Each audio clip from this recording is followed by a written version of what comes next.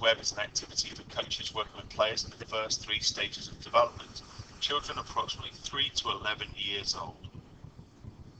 The primary themes of this activity are 1 versus 1 attacking and defending, dribbling and ball mastery. Please refer to the competency matrix available as a download from the curriculum menu. Competencies include turning and feints, dribbling basics, fundamental movement skills, beating and escaping an opponent, attacking as an individual, confidence and concentration, and defending as an individual. Dribbling and ball mastery are the primary areas of focus when working with young players in the formative stages of development. Confidence on the ball, dribbling using the laces, and the ability to beat and escape an opponent create the building blocks for all other skills and techniques. The setup for this activity is a 20 by 20 square marked with cones. To start all training sessions, I have players dribble around the area with a ball. Each session, I like to introduce previously learned turns and moves and introduce one new move. After a few minutes, select 3 players to link arms to form a spider's web. 3 to 5-year-old players love stories, and in this activity, the players are on a safari in the dangerous Amazon jungle. Huge spiders have made a massive web and are hoping to capture all the players. On the command of go, the web starts to move around the jungle. Okay, the square. If any part of the web touches the ball, the player must join the web and kick the ball out of the area. The game continues until all the players are caught by the web. As an extra coaching tip, I like to start my training sessions a couple of minutes before the scheduled start time. By doing so, I like to reward the players that arrive early with some extra touches and send a message that time is valuable and that maximizing training time is important. So back to the activity. In this diagram, you can see that the spider's web has grown to a size of 5 players. As the web grows, the space in the jungle for dribbling is reduced. The need to move quickly and close touches of the ball becomes more prevalent.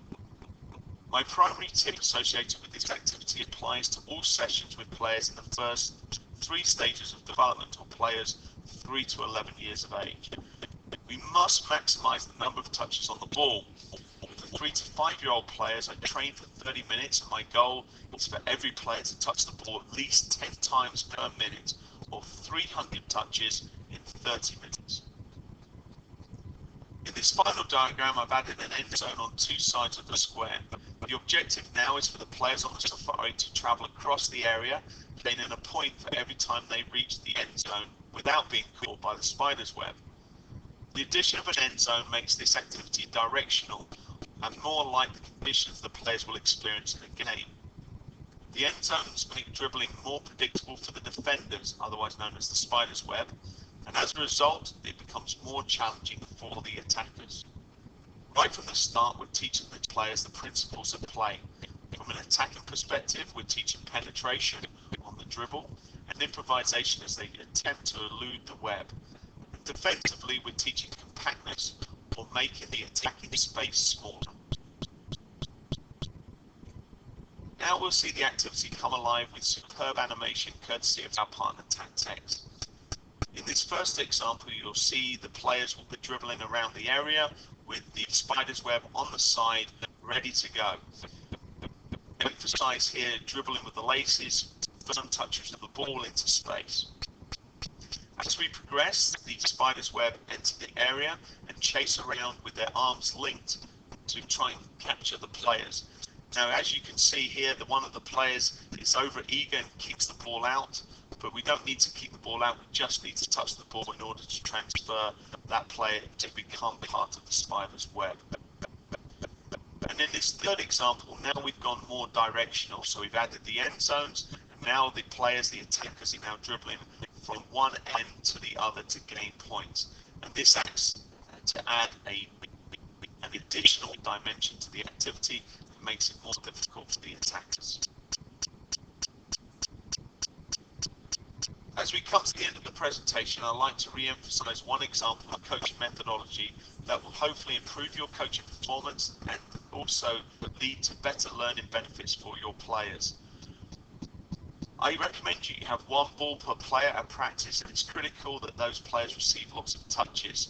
I like to establish a touch target for the 3 to 5 year old players with 10 touches per minute on average when they're at practice.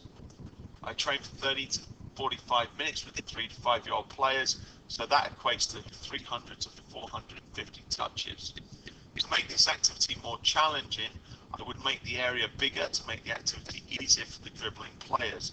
And to make it less challenging, I would reduce the size of the area so that it makes it difficult for the attackers and easier for the defending players, or in this case, Spider's Web. We hope you'll enjoy coaching Spider's Web. Remember to email your questions and we'll address them in our live edition of the NSCAA's Coaches Clinic.